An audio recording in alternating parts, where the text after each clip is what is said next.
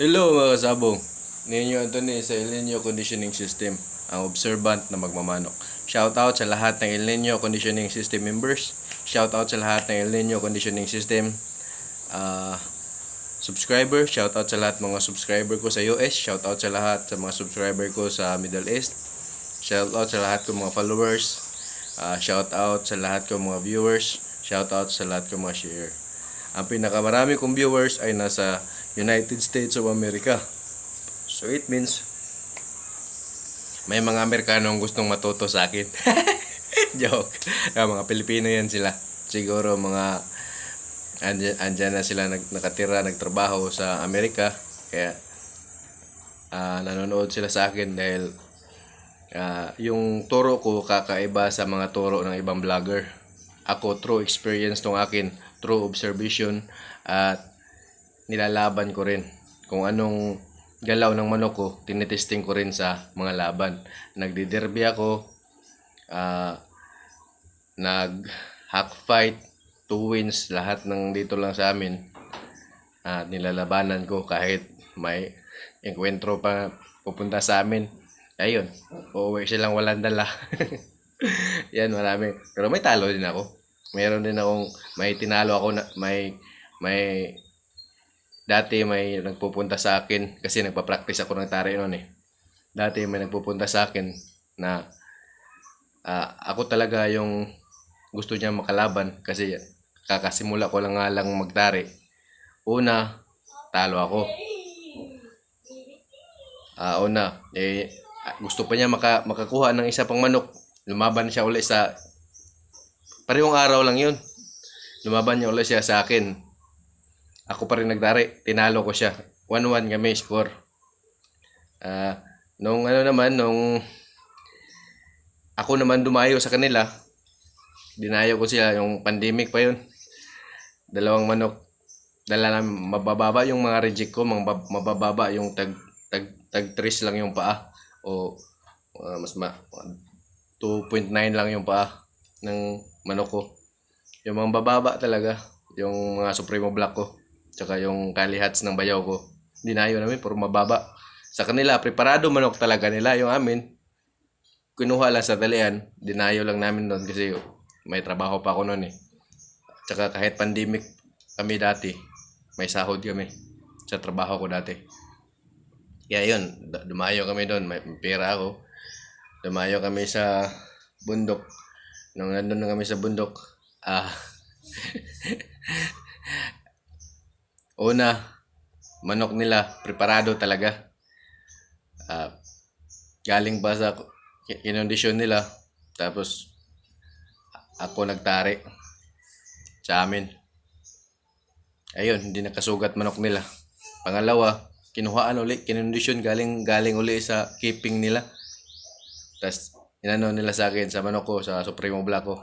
Tinapat, laki, ganyan. Ayaw kong lumaban kasi ang laki.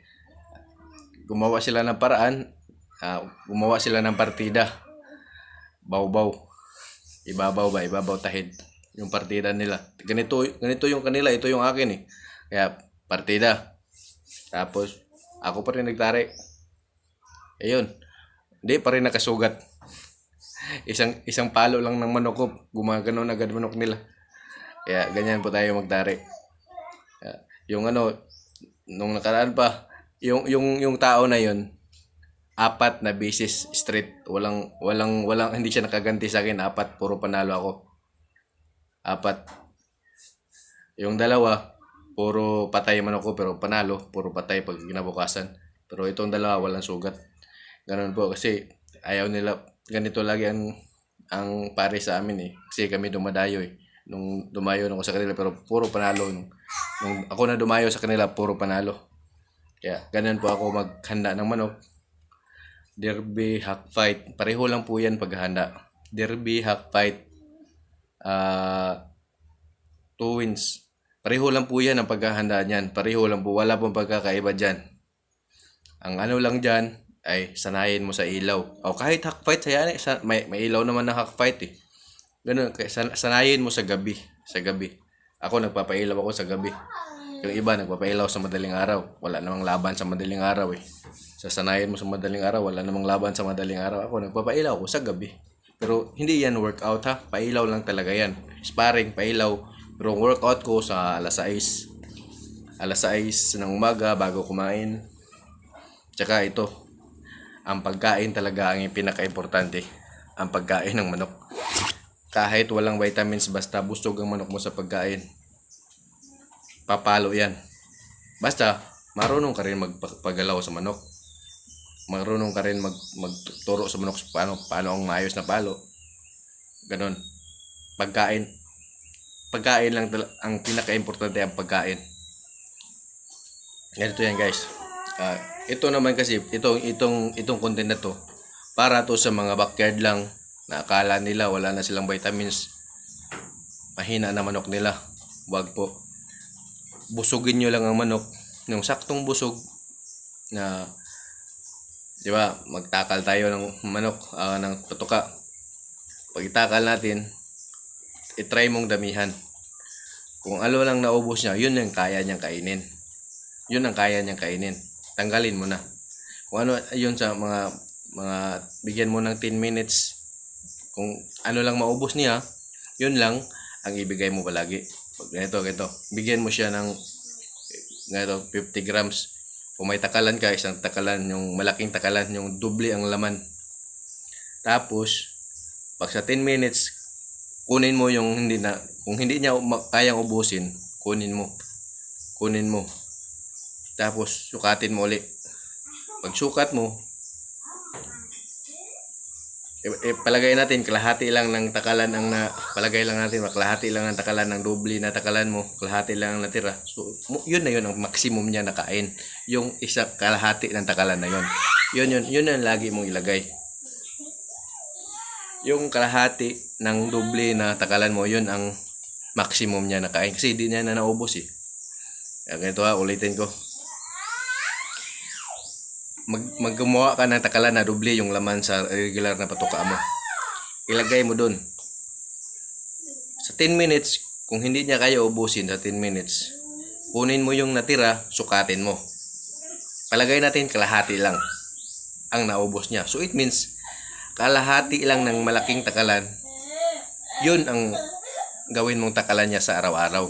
Kasi hindi niya makaya ang doble na dami. Ang pinakabusog niya, yun lang kalahati. Kaya yun lang, gumawa ka ng kalahati na takalan, kalahati ng sinukatan mo sa kanya na pagkain, yun ang gawin mong takalan sa araw-araw. Yun ang gawin mong takalan sa araw-araw. Anak ko masaya, naglaro-laro. Kaya yun na po ang takalan mo sa araw-araw. Kaya sa lahat ng mga backyard dyan, sa lahat ng nasa bundok, sa walang access sa mga maayos na pagkain, busugin nyo lang ang manok nyo. Busugin nyo lang sa saktong busog ha. Wag yung isang oras kakain pa rin siya. 10 minutes na kain ng manok, 10 minutes na kain, yun ang sukatin mo. Yun ang saktong busog niya. Yun ang saktong busog niya. Kaya busugin mo lang ang manok, tiyak malakas ang palo ng manok mo kahit walang vitamins. O mas maganda talaga may vitamins. Mayroon man tayong mga magsasabong na sa bundok, magsasabong na sa mga liblib na lugar. Huwag kayong mawala na pag-asa na ang manok nyo walang vitamins, hindi napapalo. Pagkain po ang importante. Kasi ganito, ang manok, kahit anong oras pakainin. Kahit anong oras. Ako, busy akong tao. Ngayon, nagpakain ako ng manok alas 9. Kahapon, nagpakain ako ng manok alas 7. Nung nakarang araw, nagpakain ako ng manok 6:30 ng umaga. Sa hapon, minsan pakainin ko ng alas 4, minsan pakainin ko ng alas 4:30, minsan pakainin ko ng alas 5:30. Bakit iba-iba ang oras? Yun ang natural ng manok. Tsaka, ako ang nag-a-adjust kasi busy ako eh. Yung manok ko, andyan lang naman siya. Basta mapakain mo lang 2 beses sa isang araw. Umaga, mapakain mo. Kahit alas 11 ng umaga, pwede mo pa yan pakainin. Basta, wag mo lang makalimutan na hindi na lang mapakain. Yun ang totoong pas mo. Pero pag napakain mo kahit alas 11 ng umaga or alas 10 ng umaga, at least napakain mo sa umaga. Then sa hapon naman, pwede nga nagpakain ako ng alas 2, ng alas 3, ng alas 4, ng alas 5, ng alas 6. Yung nagderby ko, alam niyo ba anong oras ako magpakain? Lalo na pag magbitaw ako. Sa gabi ako nagpapakain. Alas 8, alas 7 ng gabi ako nagpapakain ng manok. Kasi wag mong pakainin ang manok na kakatapos lang mag-sparring kasi hinihingal pa yon. Lalo na kung matagal ka mag-sparring. Yun ang hindi na matutunawan. Papahingahin mo muna. Pababain mo muna ang pagod niya. Ganun po. Ako, nung nag-derby, nung March 14, nung nagko-condition ako, pag mag-sparring, pag naka-schedule ng sparring, sa gabi ako nag-sparring kasi derby. Sinasanay ko manok sa derby sa gabi. Mag-sparring ako ng alas 6:30. Magpakain ako ng alas 7:30 ng gabi. May isang oras na pahinga. Ganun po ako. Huwag kayong maniwala na pas mo ng manok nyo. Ganun, wag. Bakit? Sa pointing, di ba? Sa sinasabi ng pointing, sa sinasabi nilang pag-prepare sa manok sa day of the fight, di ba? Kunti lang pinakain yan. Tapos, hindi na yan pakainin hanggang sa araw ng oras ng laban. Oh, pas mo yung manok, bakit malakas pa rin pumalo? Sanayin mong ganyan manok muna. Minsan, anong oras makakain? Minsan, alas sa gabi na makakain. Sanayin mo. Kasi mo yun ang gagawin natin sa derby.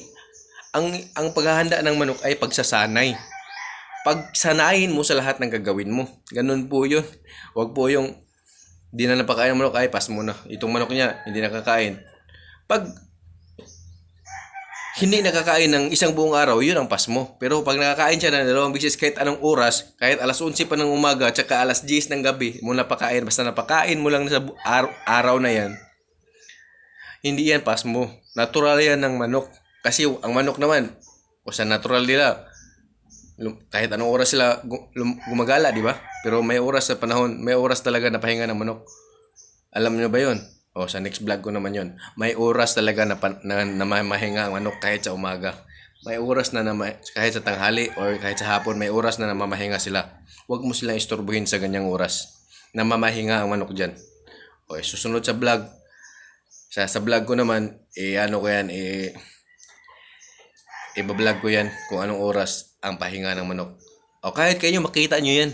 Kung anong oras sila natutulog sa umaga, yun ang pahinga nila. Manoorin, tingnan nyo yan. Pag tahimik ang manok nyo, natutulog yan sila sa umaga. Ha? May pahinga talaga manok. Kaya guys, huwag kayong mawala ng pag-asa na wala kayong vitamins, hindi na kayo mananalo. Sa pagkain po ng manok, yang lakas ng manok at sa tamang pahinga. Ha? Kaya obserbahan yung manok. Magiging katulad ko rin kayo. Observant sa mga lahat ng gagawin. Kung magpatuka man kayo ng alas 11 ng umaga, tsaka magpatuka kaya ng alas 6 ng umaga, check out sa alas 6 ng umaga or pakatuka kahit anong oras kayo magpatuka, pwede po talaga yan. Basta busog ang manok. Tsaka huwag kayo magpanik pag di matunawan kinabukasan. Kasi palagay natin, nagpatuka ako ng alas 8 sa gabi. Alas 6 ng umaga, kung may laman pa yan kasi hindi pa yan umabot ng 12 oras eh. May laman pa yan. Huwag kang magpanik na, hindi na ito natunawan, hindi na ito gagalaw. Huwag kang negative mindset. Dapat, isipin mo, kaya ito din natunawan kasi gabi na ako nagpakain. So, ang metabolism niya, hindi na naayos kasi natagalan ang pagkain ko. Pero mamaya konti, matutunaw na naman to. Ganun lang yun. Kasi ilang beses manok ko, pinapakain ko na alas 8 ng gabi, lalo na schedule ng sparring. Kapag umaga, alas 8, may laman pa yan. Kunti. Hintayin mo maubos pag pakainin. Ganun lang po yun. Ganun. Huwag kang magpanik agad. Not unless tumatamlay ang manok mo. Pero pag active ang manok mo tsaka may laman dito, huwag kang magpanik agad. Kasi yung laman na yan, baka hindi pa yan natunaw lahat dahil sa oras ng pagpakain mo. Ganun lang po yun. O kung ito maturo sa iba, dapat kung anong oras ng patuka, yun lang palagi. Sa kanila yun, pero ako, busy akong tao. Kahit anong oras pwede ako magpatuka, basta 2 beses ang araw. Patuka ako ng alas 6, patuka ako ng alas 3 ng hapon, patuka ako ng alas 7. Minsan patuka ako alas 3:30 ng hapon. Patuka ako ng alas 8 ng umaga. Minsan, patuka ako ng alas 5:30 sa hapon. Ganun lang po yun. Basta, 2 beses mo pakain ng manok. Ganun po yun. Hindi po dapat standard mo talaga alas 8 pakain, alas 5 sa hapon. Paano kung ang laban mo alas 5 sa hapon? Tapos ang patuka mo alas 5 sa hapon. Isa na yung manok mo naghihintay ng alas 5 sa hapon. Kaya, ang hahanapin niya pagkain, hindi ang laban. O yan, masisira ang manok mo, mauunahan yan sa paluan. Kaya, ang manok mo, sirain mo ang cycle sa pagkain, ha? Sirain nyo ang cycle sa pagkain.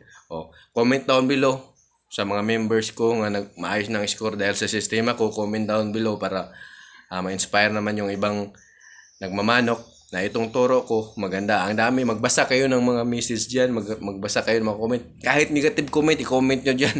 Wala akong pakialam. Kasi makikita naman sa mga upload ko na maayos ang score ng mga members ko. Ha? Ang dami ko nang napachampion. Members, followers, subscriber. Dami na nila. Magbasa kayo ng comment nilang lahat. Magbasa kayo. Ang dami ko nang napachampion. Tina-challenge ko naman ng mga members, subscriber, followers ko diyan. I-comment nyo yung score nyo sa sistema natin. I-comment nyo. Kahit pangit pa yan, kahit maganda pa yan na score, i-comment nyo dyan. Para may reference naman yung mga subscriber natin kung totoo ba talaga sinasabi ko. Comment nyo yan. Kahit gawa-gawa nyo pa yan, comment nyo yan. Wala akong pakialam. Wala akong pakialam kasi alam ko naman na sistema ko gumagalaw. Mahigit na yan, 100 sila. Members ko, yung nagbabayad ng ganun. Nagbabayad ng ganun. Marami na yan sila. 100 na yan mahigit. Wala pa ni isa nagreklamo na hindi gumalaw manok niya. Kung mayroon mang hindi gumalaw, mag-message kayo sa akin, pakita nyo sa akin kasi alam ko ang galaw ng nakailin nyo. Alam ko ang nakasunod sa sistema ko. Alam ko ang galaw sa nakasunod sa sistema ko. Kaya may messenger naman yan, pakita nyo sa akin ang galaw ng manok nyo. Pero so far, salamat po sa Panginoon, wala pa pong nagreklamo. Kahit ganyan pa ang bayad nila, kahit ganyan pa, lahat satisfied sa turo ko. Kaya yan lang muna. Kung gusto nyo matuto sa mga sistema ko na shortcut, matuto nyo agad, magbayad lang kayo, magpa-member lang kayo. O konti lang naman yan hihingi natin, ganoon lang. Tiyak, tulong nyo na rin sa akin kasi itong bahay ko, utang to. Ito, bago pa yan. Utang to, 300,000 sa bangko. Kaya, ito ang ginawa kong paraan para naman kikita ako kahit paano. Kahit wala akong trabaho, nagbabantay ako sa anak ko. Yung tumatawa kanina, naglaro-laro siya. Yun ang anak ko, sa PWD. Kaya kung gusto niyo matuto talaga sa El Nino Conditioning System, magpa-member lang kayo. Tiyak, gagalaw ang manok nyo. I-assure ko yan sa inyo. Gagalaw at mananalo kayo. Magcha-champion kayo. Lalo na ngayon, uso na ang 2 hits, 3 hits, 4 hits sa Northern Luzon, sa Ilocos. Marami na ako nagpa-champion dyan. Pangasinan, Pampanga, marami na ako nagpa-champion dyan. Mindoro, Samar, Mindanao, Davao, marami na ako napapanalo dyan. Kaya kung gusto nyo matuto, mag-PM lang kayo sa akin. Sa magpa-member kayo. Ganun lang, Nino Anthony Monya sa FB page ko. Magpa-member lang kayo. At tiyak, matututo kayo. Salamat po, salamat.